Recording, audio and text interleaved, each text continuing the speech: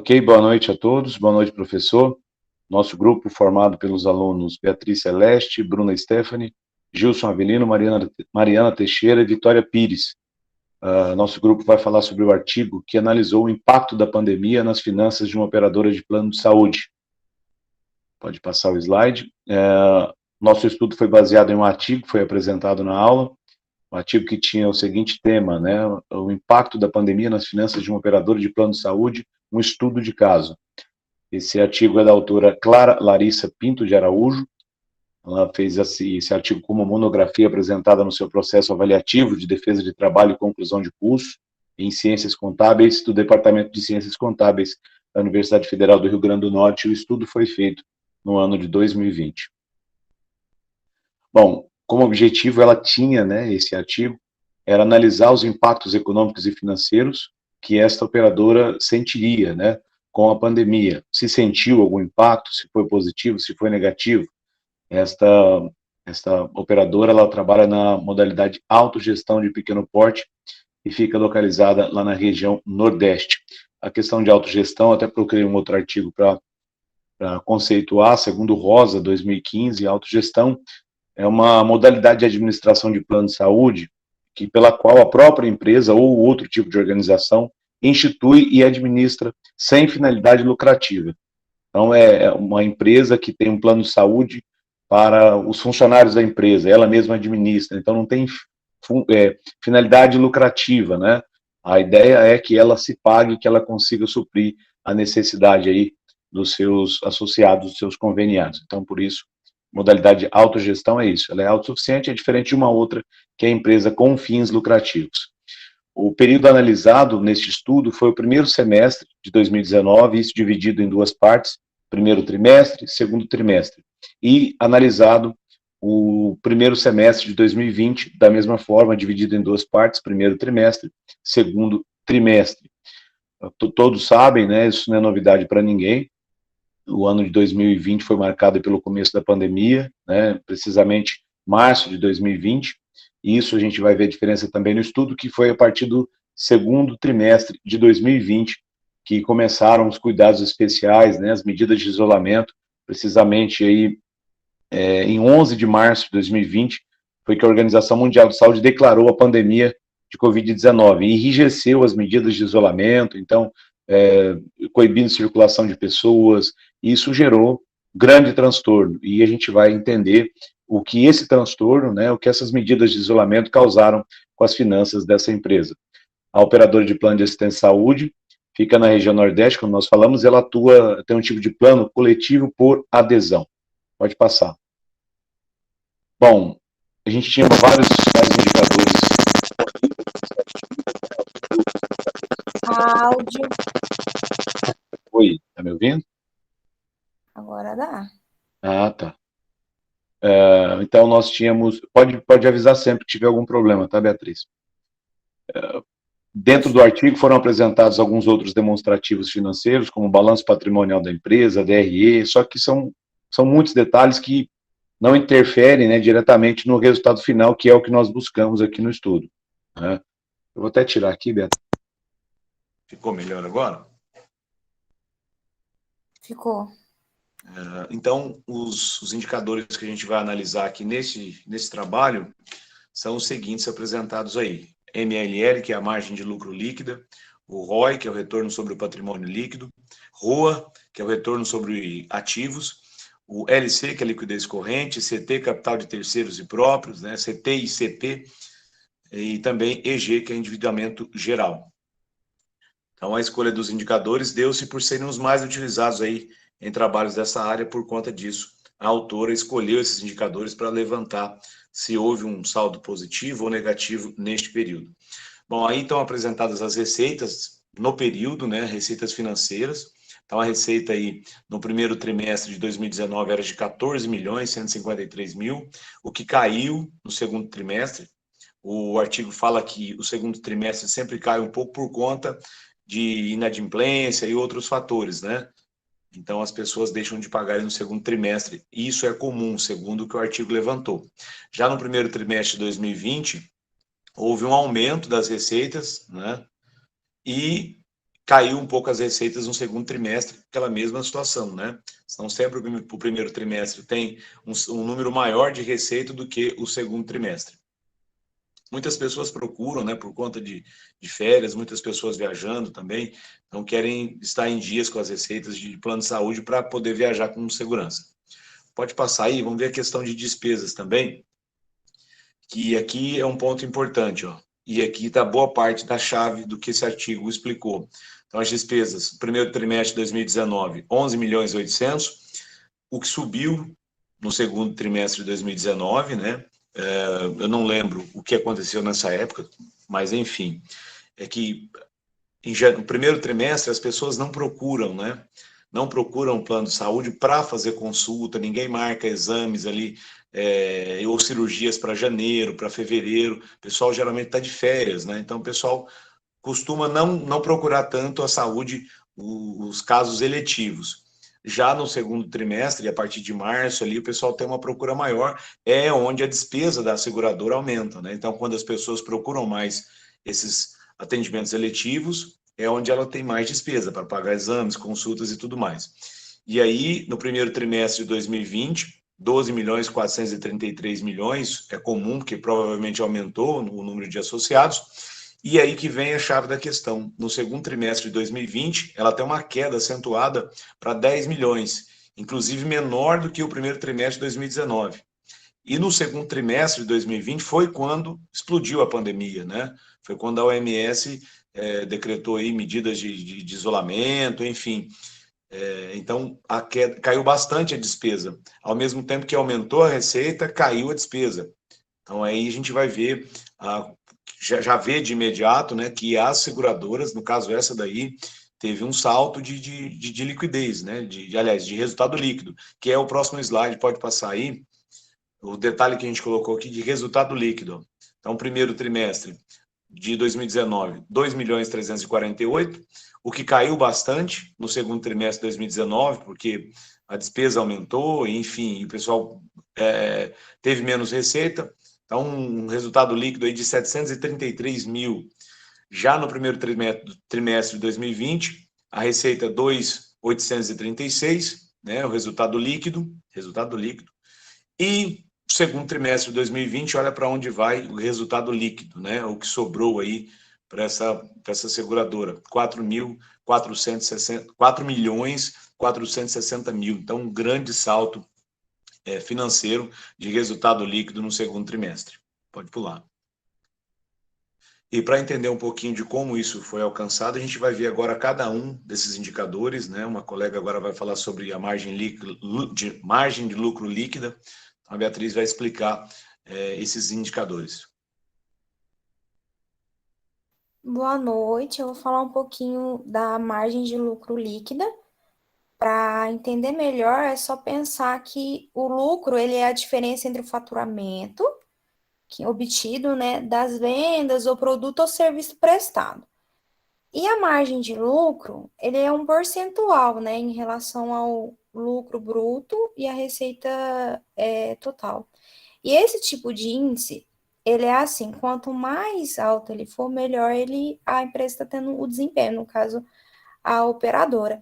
E se reparar, no primeiro trimestre de 2019, ele só teve 0,10. Então, foi assim, o menor em comparação aos outros, ele foi o trimestre onde ele teve uma baixa, assim, comparada aos outros. Já no segundo trimestre, ele aumentou muito pouco. Só pulou para 0,11. E quando chegou no primeiro trimestre de 2020, ele já foi para 0,19. Foi quando, assim, começou até aqueles casos de Covid, né? Que o pessoal já estava, assim, sabendo, porém não estava tendo algumas medidas muito extensivas, muito em cima daquilo. E quando chegou no segundo trimestre de 2020, já vê que deu uma diferença muito grande, que foi para 0,24. Praticamente engoliu os outros trimestres. Foi o melhor trimestre em 2 anos, né, nesse índice específico. Porque acontece, quando chegou no segundo trimestre de 2020, teve uma rigidez, né, nas medidas que a gente estava tendo, a gente teve que parar de sair tanto, né? Realmente veio pandemia, isolamento, e também aconteceu muito onde, se o seu caso não fosse urgente ou de emergência, você não poderia ser atendido, você não poderia fazer nenhum tipo de consulta. Então, é por isso que ele teve um aumento muito grande, diminuiu muito a despesa dele, como o Ju tinha falado no outro índice, né, na despesa específico, e aí aumentou a margem de lucro líquida da empresa no segundo trimestre de 2020. Por isso que teve essa alta muito grande, e dá para ver que ela praticamente, se ela estava tendo algum tipo de, que fala mais para frente que ela estava, né, ela teve assim, uma melhoria muito grande, como falou do outro, ela foi para 4 milhões, e teve trimestre que ela estava bem mais abaixo do que isso. Aí a minha colega vai falar sobre o próximo índice, para a gente estar complementando um ao outro. Olá, boa noite. Então, vou começar pelo ROI, que é o retorno sobre o patrimônio líquido, né? O que é isso? Ele é o percentual, né? Que ele se refere à capacidade da empresa, ele calcula sobre o valor da empresa, o quanto ela está agregando valor usando os seus próprios recursos, né? Que é a renda líquida dividido pelo patrimônio do acionista, que é onde sai a porcentagem. Essa maneira, eles vê quanto eles vão conseguir agregar os valores em recursos na empresa em percentual. E eles vê quanto eles investiram e quanto por cento eles tiveram de retorno, né? A operadora teve maior retorno do lucro líquido apenas no ano de 2019. Porque comparando o primeiro e o segundo semestre de 2019, ela teve uma redução de 17%, porque o resultado líquido diminuiu. E nisso ele diminuiu 70%, devido ao aumento das despesas assistenciais, né? Eles tiveram que aumentar as despesas assistenciais. Já em 2020, no primeiro trimestre, ele diminuiu 9%. E já no segundo trimestre, ele aumentou devido ao líquido superior, que foi aí realmente na época da pandemia que teve essa mudança. E já no retorno sobre o ativo, ele analisa a capacidade da empresa, enquanto ela consegue lucrar, né, líquido, e se esse líquido aí pode ser usado para adaptar em recursos para investimento dentro da própria empresa, né? Que ela é o resultado líquido dividido pelo ativo total. E ele obteve os maiores resultados no primeiro trimestre de 2019, mas se comparar com o segundo trimestre, em 2020, ele é superior no segundo, porque ele teve o aumento do resultado durante a pandemia. Então, nós podemos ver aí que a pandemia deu uma mudança aí nos patrimônios da empresa. E agora eu passo para a próxima colega.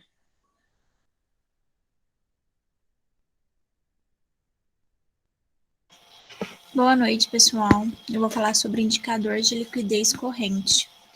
Esse indicador ele compara o lucro líquido com as vendas líquidas e a margem líquida, tendo uma influência na rentabilidade das vendas. Demonstra também qual é o percentual de lucro da empresa.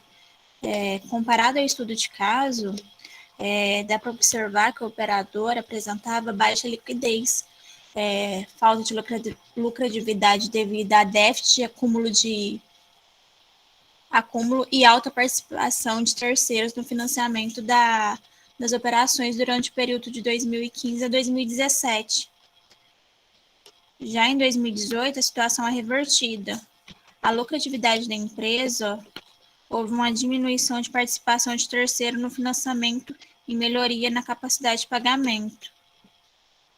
Quanto aos indicadores aí, que está mostrando na tabela, de 2019 e 2020, a liquidez corrente indica que a empresa possui reativos realizáveis no curto prazo para honrar o total de suas dívidas também a curto prazo. Essa operadora, ela teve um lucro significativo. No ano de 2019, o indicador se mantém estável, com 1,47 e 1,45, tendo as operações de cobrir todas as suas dívidas de curto prazo com os ativos circulantes que detém também de curto prazo, sobrando ainda uma média de 45%.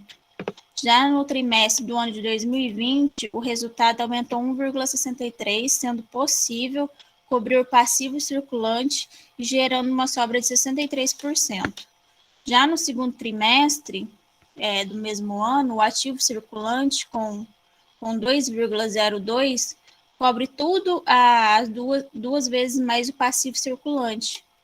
Isso é um reflexo, essa melhoria financeira da operadora durante a pandemia devido à redução de despesa assistencial. Então, se a empresa continuar com menos participação de terceiros no financiamento das operações, ela consegue pagar todas as suas dívidas e ter uma lucratividade. Próximo. Boa noite, eu vou falar sobre o índice de endividamento e o capital de terceiros e próprio. Aí, o CT/CP significa quanto de capital de terceiros eu tenho sobre o capital próprio. Bom, geralmente, o capital de terceiros são aqueles empréstimos ou financiamentos.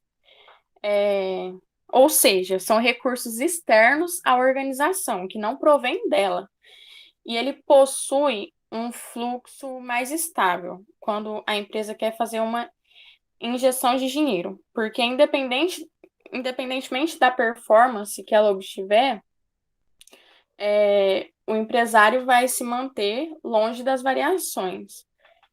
E já o capital próprio, ele é todo o capital líquido da empresa, que é representado tanto pelos valores dos sócios ou acionistas, quanto ao patrimônio da empresa. Já aí, quando eu tenho o capital de terceiros sobre o capital próprio, eu calculo o passivo total da empresa sobre o seu patrimônio líquido. E esse indicador é muito importante assim, para o gestor ter um monitoramento da situação da sua empresa. Quanto menor for esse índice, melhor é para a empresa. A gente pode ver aqui que no primeiro trimestre de 2019, o índice era 2,01. O que significa esse 2,01?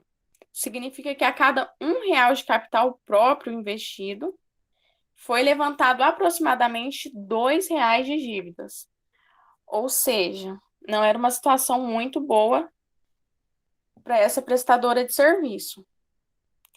E esse indicador vai demonstrar qual a porcentagem do capital próprio dele que está pertencendo a terceiros.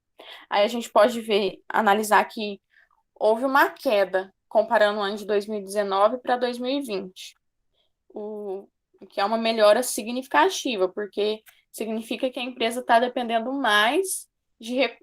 menos, né, de recursos externos a organizações. Ela está mais, podemos dizer assim, andando com as próprias pernas. Já o índice de endividamento geral, ele vai demonstrar qual a porcentagem do ativo que está comprometida. E aí a gente pode comparar que o índice de endividamento geral, ele está intimamente relacionado com o capital de terceiro sobre o próprio. Porque quanto maior ele for, a gente pode perceber aí, como apresentado aí nessa fonte, que quanto maior está o CT sobre o CP, também maior é o nível de endividamento geral. E nesses dois casos, quanto menor for os números, melhor é para a organização. Eu passo a palavra agora. Ok, pode passar o slide.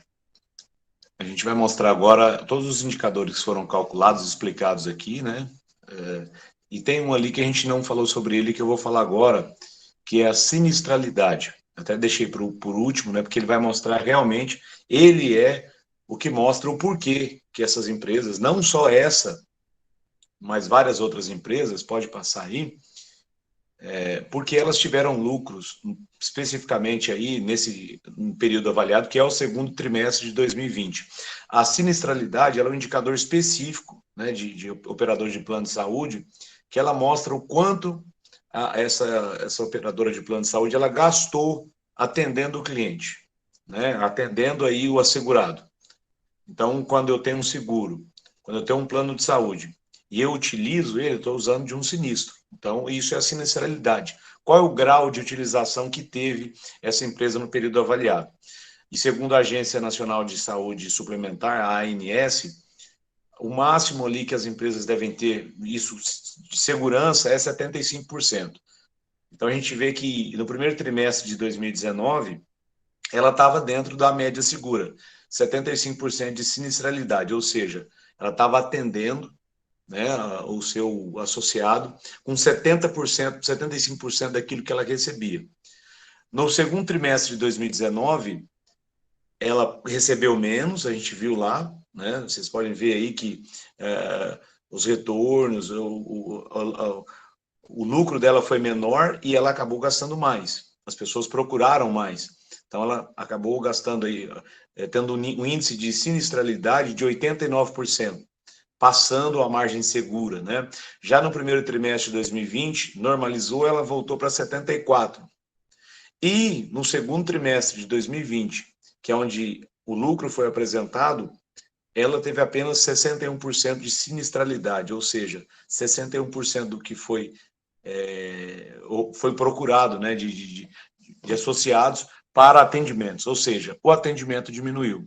E mesmo isso, esses resultados surpreendem muita gente, porque imaginava-se que numa época de pandemia de saúde, isso fosse quebrar as operadoras de plano de saúde, né? O que aconteceu foi justamente o contrário. Com as medidas da OMS de isolamento, né? Aquela necessidade de ficar em casa, de não sair de casa, todo esse processo eletivo, e tudo isso foi cancelado. Então, pode até passar a tela, que tem bem essa explicação, que mostra o motivo, né? Primeiro aqui, antes de falar do motivo, só para não perder o raciocínio, para deixar bem claro qual foi o resultado líquido, né? Então, a gente tem primeiro trimestre e segundo trimestre 2019, 2.300.000, 733.000 em 2019, o primeiro semestre fechou com R$ 3.082.407,82. O primeiro semestre de 2020, primeiro trimestre, 2.836.000, segundo trimestre, 4.600.750 reais. Total, no primeiro semestre de 2020, R$ 7.297.040,35, ou seja, um salto gigante, mais de 4 milhões do primeiro semestre de 2019 para o primeiro semestre de 2020. Agora pode passar, que aí, como a gente estava falando da sinistralidade, o motivo, por que essas empresas tiveram lucro? Diminuição nos procedimentos eletivos, que são exames, consultas médicas, cirurgias não essenciais. Em resumo, né, as pessoas tiveram que ficar em casa para se proteger, e isso gerou uma queda grande na demanda por serviços privados, né, esses serviços aí de saúde. Consequentemente, as operadoras desembolsaram menos, que é a questão da sinistralidade, e, com isso, economizaram bastante. Então, assim, gastaram com pessoas que foram hospitalizadas, que procuraram hospitais particulares para tratar de Covid, exames de Covid, sim, gastou. Só que com relação ao que era antes, muita gente fazendo uma série de exames, né? Exames de sangue, exames de urina, cirurgias estéticas, todo tipo de cirurgia, tudo isso com a pandemia foi cancelado. E por conta disso, essa balança pesou mais positivamente para o lado das operadoras de plano de saúde. Então, esse aí, o grande motivo, o que de certa forma é surpreendente, né? Imaginar que numa pandemia de saúde, os planos de saúde tiveram lucro. Esse é o grande X da questão desse trabalho aí, que nós, que a autora, né? Que a autora levantou logo no começo, que ela apresentou isso no seu estudo, e que nós comprovamos também fazendo esse estudo. A autora Clara Larissa Pinto de Araújo, lá da Universidade Federal do Rio Grande do Norte, ela apresentando isso aí nos seus estudos. Pode pular o slide? Aqui as referências, né? A Clara Larissa Pinto, o primeiro artigo é o dela. Eu usei um outro artigo para conceitualizar a questão do tipo de ação do tipo de operação que essa operadora tem, né? Que é de autogestão. Então, usei o artigo da Tereza Cristina Rosa. Então, é isso daí. Espero que tenha sido claro, né? Nós apresentamos aqui os indicadores. Não sei se alguma colega tem algo a acrescentar. Tranquilo. Então é isso, professor. Espero que tenha sido, como eu disse, tenha sido claro. Lucro para as operadoras de plano de saúde. Eu até procurei uma outra informação, até fiz uma pesquisa em alguns sites, e o jornalista Felipe Betim, do jornal Brasil.elpaís.com, né? É uma filial do El País aqui no Brasil, uma matéria de 22 de dezembro de 2020, ele fala exatamente sobre isso. No segundo trimestre de 2020, as operadoras de planos de saúde no Brasil tiveram lucros de 9 bilhões de reais. Então, essa é uma notícia que está lá no Brasil.elpaís.com, uma matéria de 22 de dezembro de 2020, do jornalista Felipe Betim, e várias outras informações, várias outras notícias falam a mesma coisa de lucro para essas operadoras aí durante a pandemia. Bom, era essa a nossa apresentação. Espero ter satisfeito a expectativa do professor e estamos à disposição para os próximos trabalhos. Obrigado.